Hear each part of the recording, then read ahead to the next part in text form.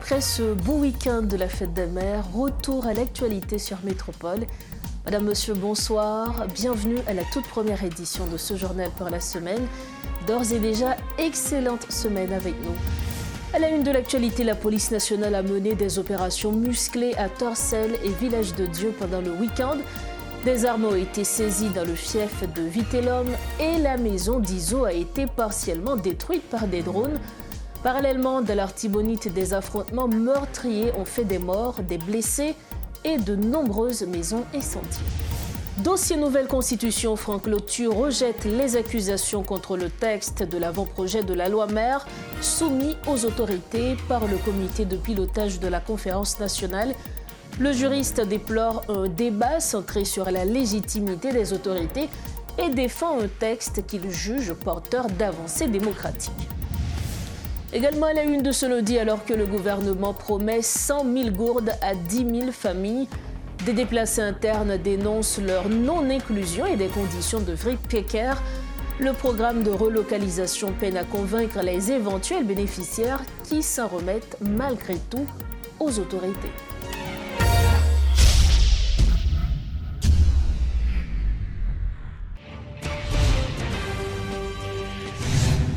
Bienvenue à tous au développement des titres de l'actualité. Pour démarrer ce journal, dressons un tableau de la situation sécuritaire. La police nationale a mené ce week-end des opérations ciblées contre 2 chefs de gang à Port-au-Prince, Vitellum Innocent à Torcelles et Iso à Village de Dieu. À Torcelles, un site utilisé pour des cérémonies mystiques a été investi avec saisie d'armes et de munitions.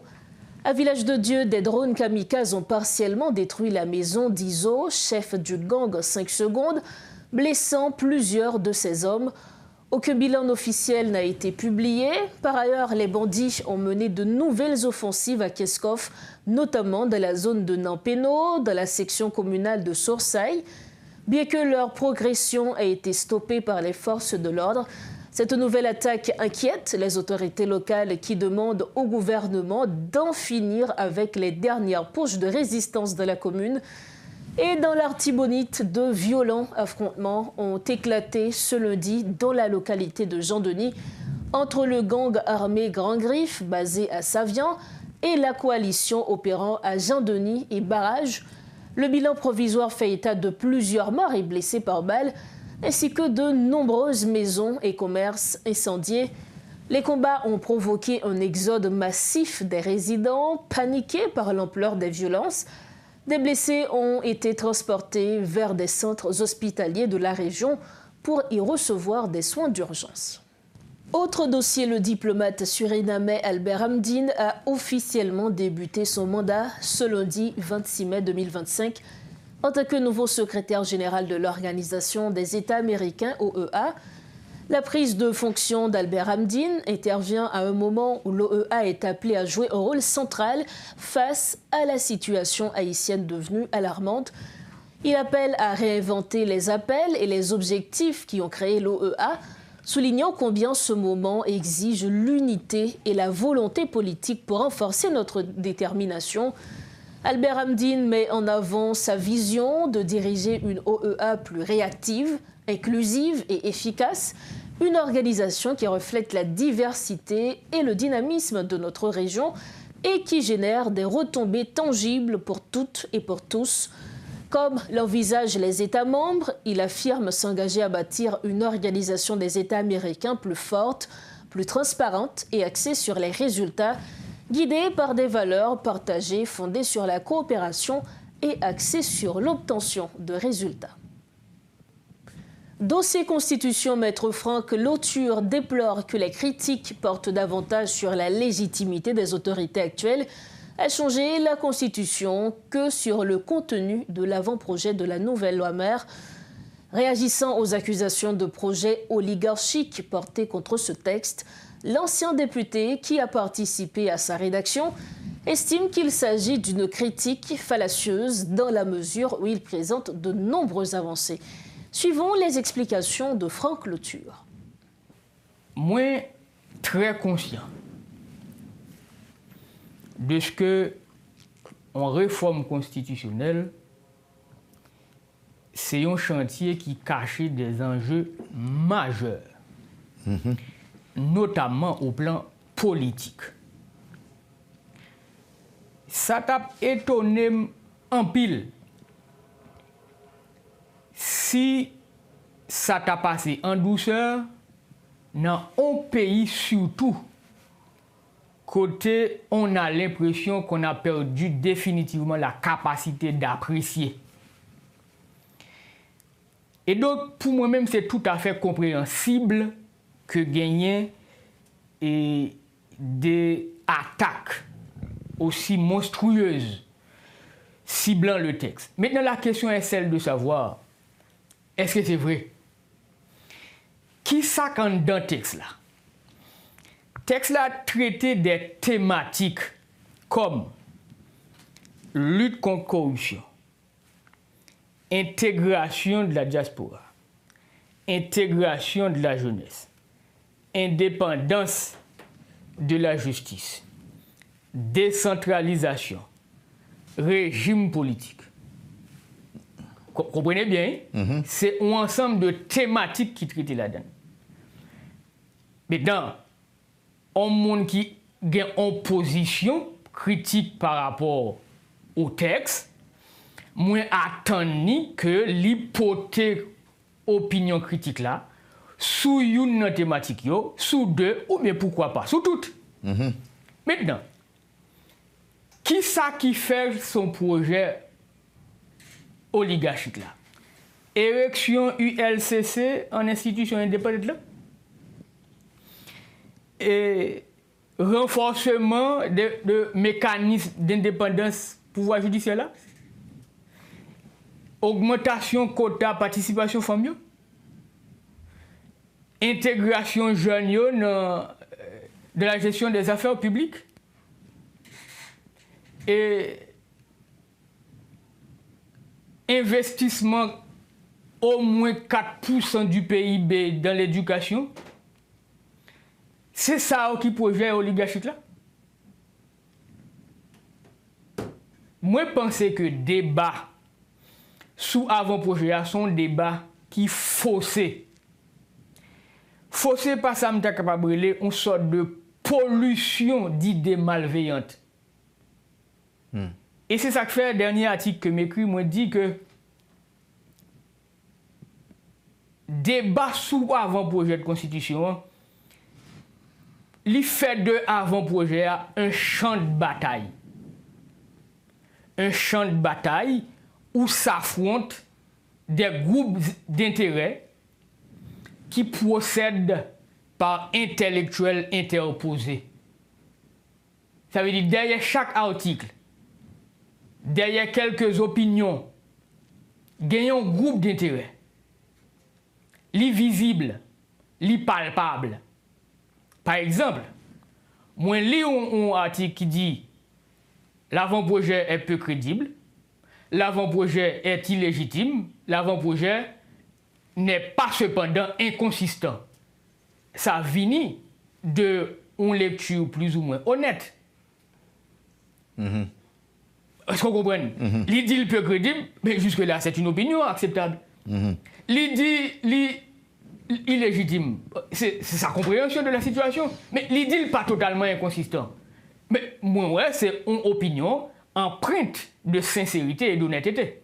Mais que quelqu'un nous dit que ça n'existe pas, que quelqu'un nous dit que c'est totalement rejetable, en s'appuyant sur une seule des thématiques, il conclut que nous pas aucun problème avec l'opinion critique. D'ailleurs, ça correspond à notre stratégie, à notre volonté.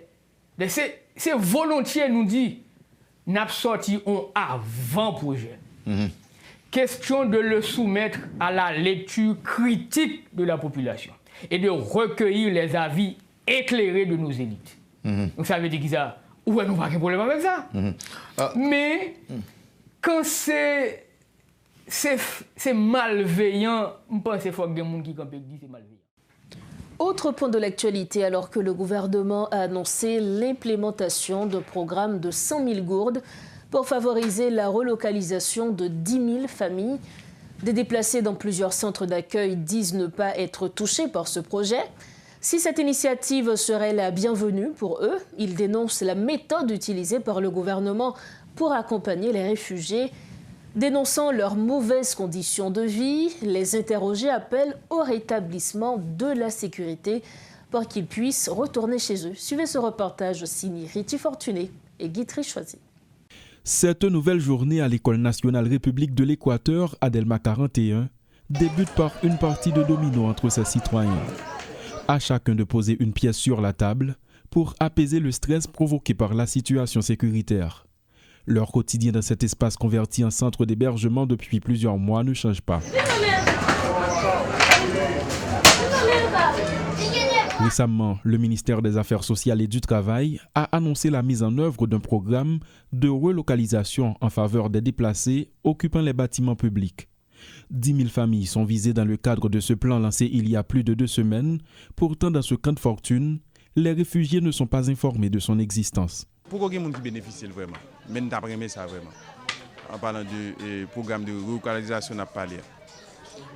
Alors, si le gouvernement est sérieux, même si sérieux dans ce sens programme, s'il est sérieux, ok, mais s'il n'est pas sérieux,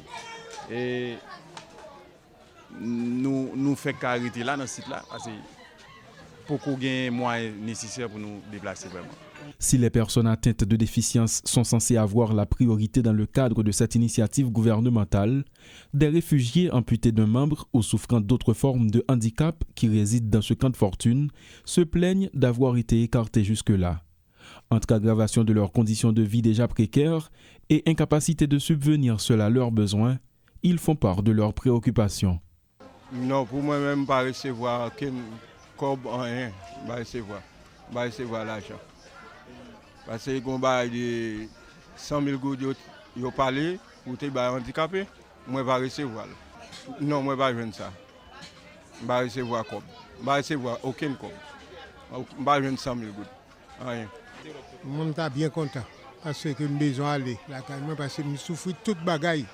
Là, je suis à l'aise là. Mais avec dans le jeu, ça, j'ai un rem qui est cassé, j'ai un pied qui n'est pas bon. Là, je suis très content pour me déplacer. Mais il faut me donner une aide de soulagement.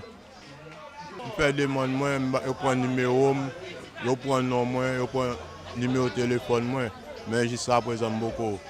Parce que j'aime que les gens qui viennent parler avec nous sur ça encore. Une situation d'autant plus préoccupante que dans les camps de fortune, les cas de maladie ne font que se multiplier. Ils appellent les autorités à l'aide pour éviter le pire. Oh, je parce que moi, je m'en vis là. Bon, je m'en vis là, moi-même, je ne vais pas faire mieux parce que moi, nous sommes des gens moi-même, toujours des activités à régler, les business qu'on a fait. Je suis tellement dérangé, même dépression, je fais ici, là, oui. Tout homme malade là, tout homme malade, tout homme malade, qui va jamais arrêter. Pour le lancement du projet, le ministre des Affaires sociales avait annoncé la remise d'un chèque de 99 000 gourdes et d'un numéro d'identification fiscale délivré par la DGI à environ 3 400 personnes. Tandis qu'aucune information n'a été communiquée depuis concernant la poursuite du projet, d'aucuns dénoncent les méthodes peu claires utilisées par les autorités, redoutant d'être une fois de plus victimes de ce manque de transparence. Pour refermer la page nationale de Métro News, la plateforme syndicale des écoles privées réclame les subventions promises par le gouvernement en faveur des établissements victimes d'actes de vandalisme. Lors d'un sitting organisé devant les locaux du MENFP, des responsables de la structure ont pointé du doigt le comportement du ministre de l'Éducation, Antoine Augustin, pour ne pas avoir tenu sa promesse. Les établissements privés ont déjà soumis leurs pièces justificatives afin d'assurer le suivi du dossier, selon le président de la plateforme, Waner Cadet. Le MENFP constitue un blocage au processus, a-t-il souligné. Suivez ce reportage de Rodolphe Fierluy.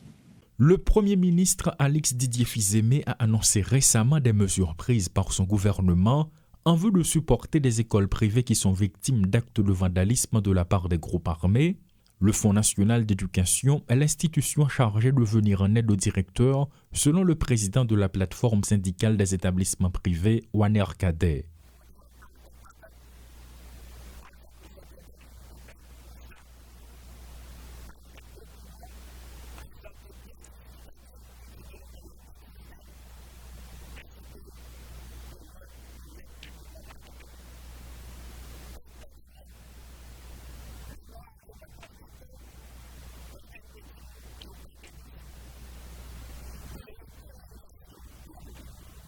Acide dans ses propos, M. Cadet s'en prend au ministre de l'Éducation nationale et de la formation professionnelle, Antoine Augustin.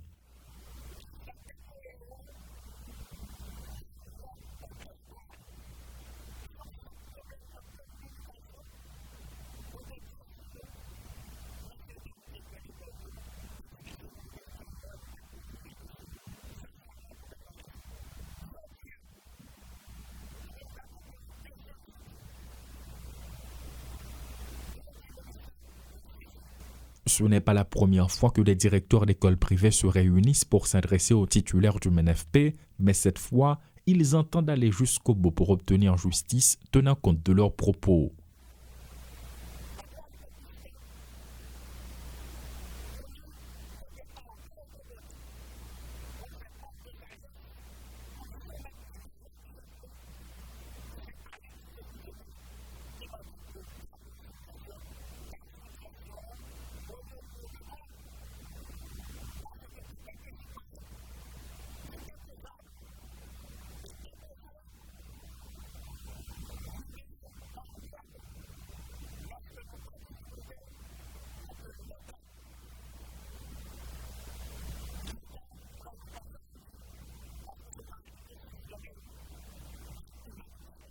Le Fonds national de l'éducation a pour mission, dans le cadre de ce projet, de recevoir des dossiers, les analyser et assurer les suivis en ce qui concerne les subventions annoncées par le gouvernement.